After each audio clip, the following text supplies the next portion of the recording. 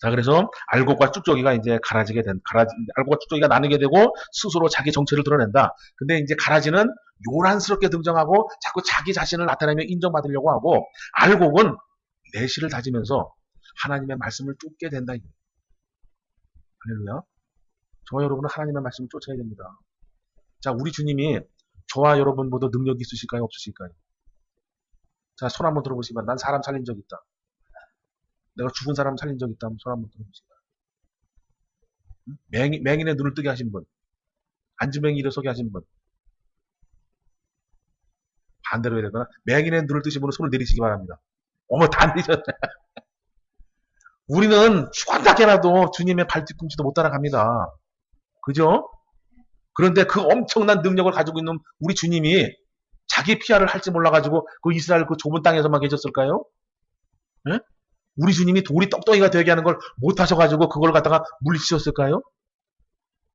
우리 주님이 돈 버는 능력이 없을까요? 우리 주님은 가구 잘 만드십니다. 예? 우리 주님이 만드신 가구 지금도 있어요. 가면 어떤 건지 몰라서 그렇지. 그 엄청난 능력이 있고 엄청난 권세와 모든 것이 있어도 우리 주님은 자기를 드러내지 않는다. 오로지 구약시대에 예언된 말씀을 성취해 가신다. 성취해 가시고. 그럼 저와 여러분도 뭘 해야 되느냐? 신약 성경을 잘 읽으셔서 예수님의 말씀을 성취하고 내 내실을 다지고 내가 하나님 앞에 아름다운 알곡이 되시기를 노력하셔야 된다. 할렐루야. 자, 그리고 이제 요거는 이제 지금 현재 일어나는 일들을 통해서 누가 알곡이고 누가 가라진지를 조금 이제 예를 들어서 설명을 드려보겠습니다. 지금은 이제 끝났지만 이제 2007년서부터 발의가 된 차별금지법, 포괄적 차별금지법, 평등법, 무슨 동성애법, 뭐 이런 것이 이제 등장을 하죠.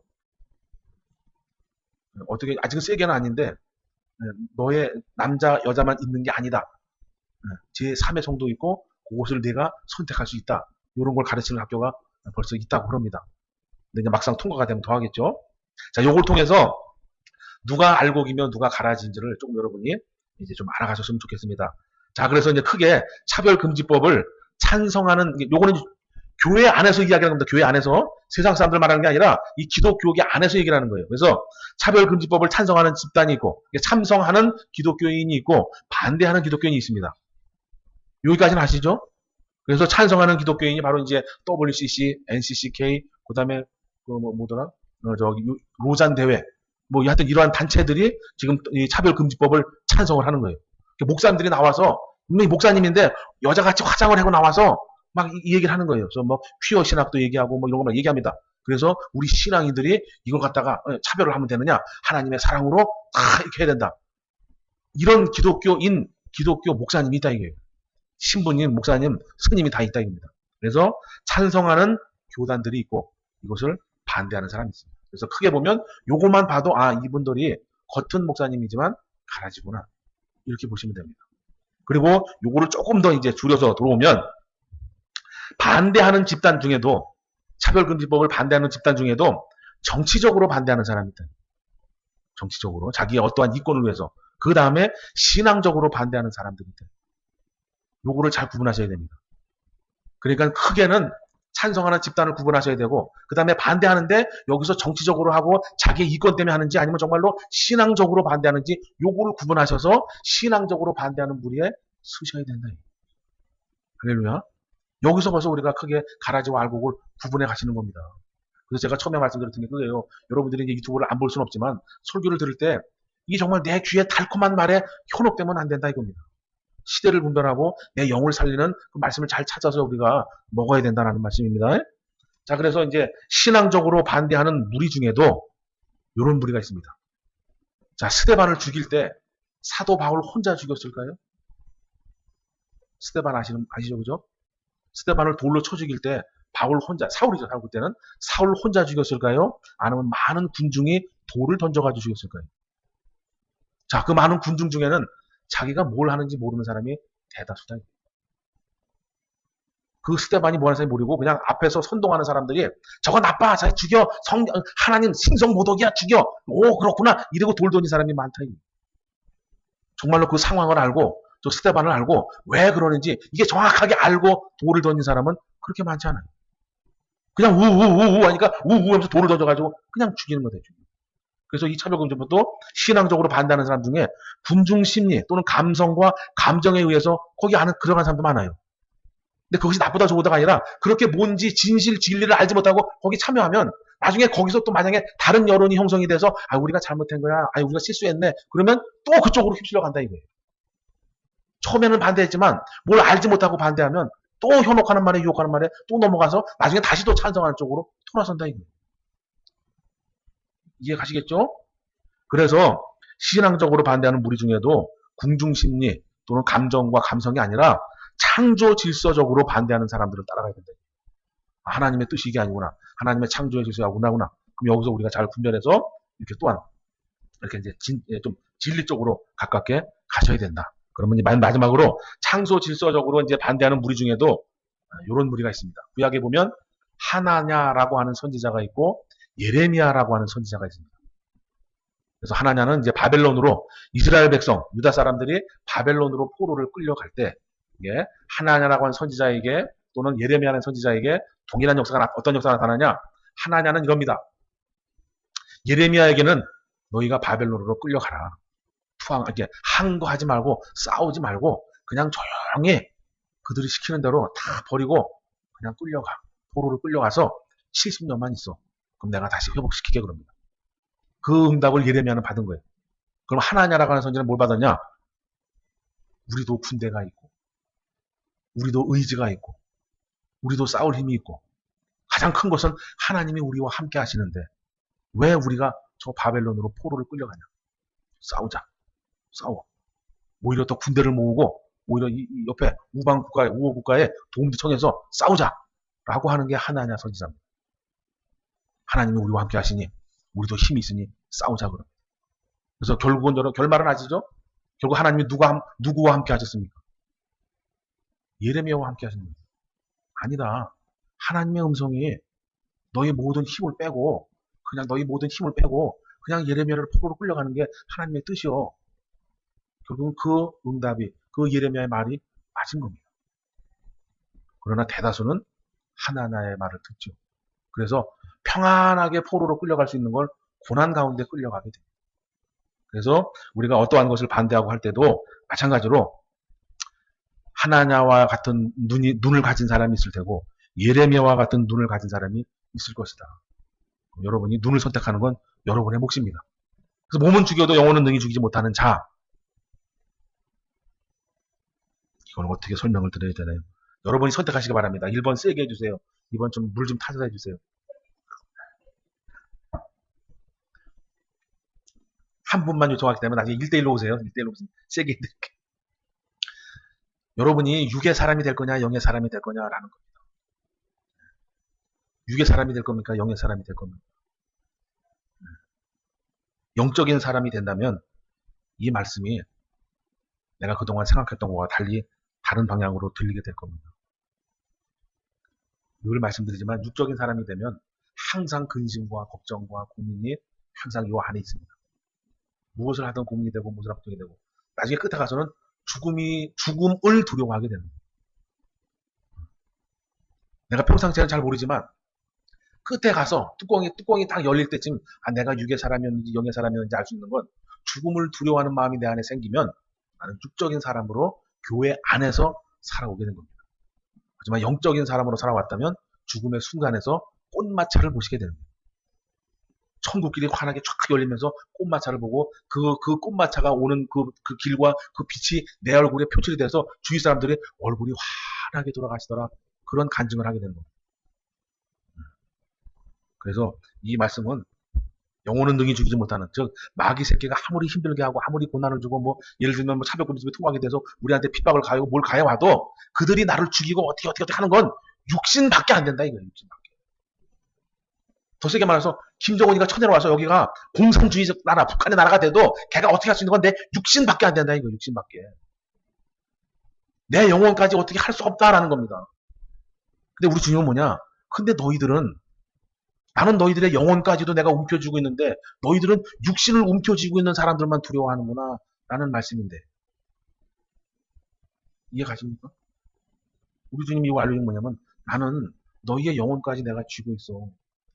근데 너희들은 자꾸 보이는 것에만 관심이 있고 보이는 것에만 마음이 가 있구나.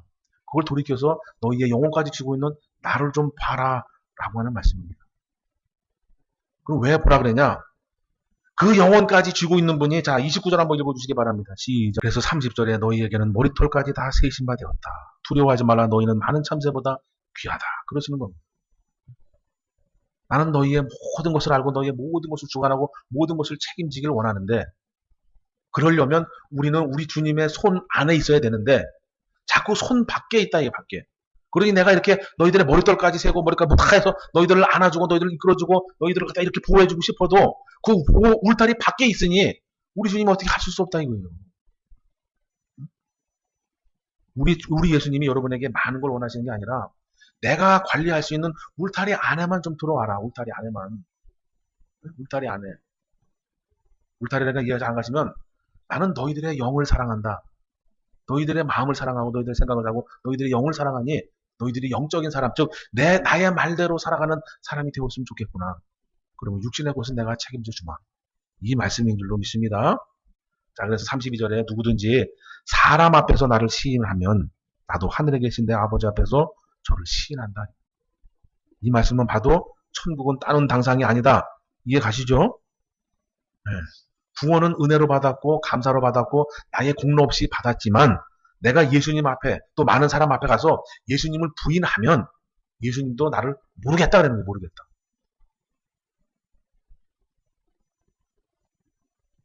많은 사람 앞에든 그러니까 많은 공공의 장소이든 아니면 개인적인 장소이든 내가 주님을 시인하는 삶을 살면 우리 주님이 언제든지 나를 시인하고 나를 품 안에 품으시지만 내가 어떠한 이유 때문에 어떠한 상황 때문에 주님을 부인하게 되고 모른다고 하게 되면 우리 주님도 모르겠다는 거예요. 이거는 구원과는 별개의 문제입니다. 별개의 문제. 구원 받은 자들에게 나타나는 문제. 그래서 33절 나 누구든지 사람 앞에 나를 부인하면 나도 하늘에 계신 내 아버지 앞에 저를 부인하리라. 내가 세상을 화평을 주러 온 줄로 생각하느냐? 화평이 아니요 검을 주러 왔다. 이 검은 말씀의 검입니다. 말씀의 검. 자, 여러분이 말씀의 검을 가지고 있으면 알곡과 쭉정이가 나누게 되고 알곡의 편에 서게 되면 쭉정이들이 나를 싫어하게 됩니다. 하지만 쭉정이 편, 검을 가지지 않고 쭉정이 편에 서게 되면 쭉정이들이 나를 좋아하게 됩니다. 근데 문제는 쭉정이가 더 많다. 알곡보다 가라지가 더 많다라는 게 문제가 돼요. 그래서 이 말씀은 쉽게 말하면 내가 검을 가졌냐 안 가졌냐에 따라서 검을 가졌냐 아니냐에 따라서 화평인지 아니면 불화인지 그걸 여러분이 알 수 있습니다. 나는 어느 곳에 가서도 불화가 안 일어나던데 다 좋던데 그러면 여러분은 검을 가진 게 아닙니다. 그냥 물에 물 탄든 술에 술 탄든 이것도 좋고 저것도 좋고 뜨거운 건지 차가운 건지 모르는 사람이 되는 겁니다. 근데 여러분이 확실하게 하나님의 말씀을 움켜쥐고 있다면 아닌 건 아니라고 말하게 돼 있어요. 불의와 타협할 수 없어요. 진리의 편에 설 수밖에 없는 거예요. 자, 36절. 그래서 사람의 원수가 자기 집안 식구다 그럽니다. 이 집안 식구는 1차원적으로는 내 가족을 말하고 2차원적으로는 교회 공동체를 말하고 3차원으로 말하면 이 나라 이민족을 말하겠죠. 근데 지금 현재는 우리가 3차원적인 일이 이 나라에서 일어나고 있는 거예요. 같은 신앙인인데 누구는 반대하고 누구는 찬성하고 반대하는 무리가 찬성하는 무리들을 욕하는 거예요. 이러한 일들이 벌어지고 있는 겁니다. 근데 이것이 점차 조여와서 나중에 교회 안에서 또는 실제 내 가족 구성원 안에서 이러한 일들이 일어나게 됩니다.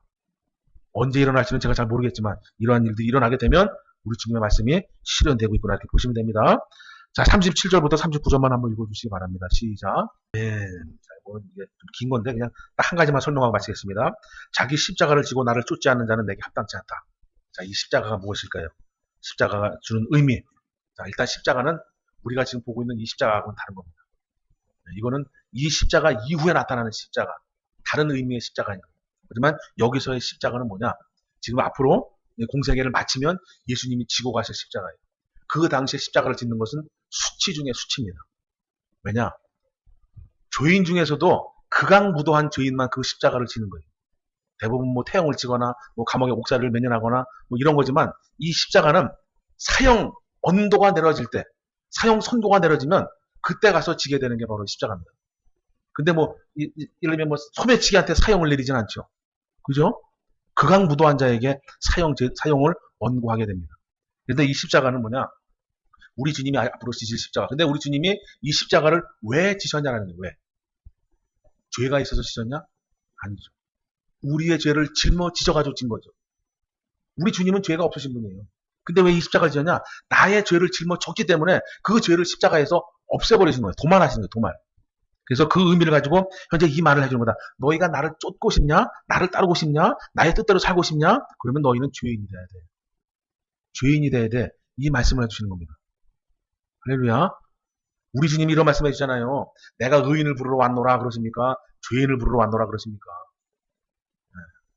나는 의인을 부르러 온 것이 아니라 죄인을 불러 회개시키러 왔다 그럽니다. 그 말씀이 이 말씀인 거예요.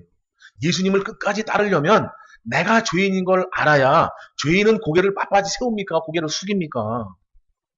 진정하게 죄인을 깨달은 자는 고개를 숙이고 자기를 나타내지 않고 자기가 잘났다고 하지도 않고 나 죽었어 하고 따라갑니다. 나 죽었어 하고. 그래서 예수님을 따라가려면 내 생각, 내 기준, 내 사상 모든 걸 버리지 않고는 예수님을 따라갈 수가 없다. 그 말씀을 여기서 해주게 됩니다. 근데 중요한 건 따라오고 싶은 자는 따라와라 이런 게 아니라 모두가 따라왔으면 한다. 모두가.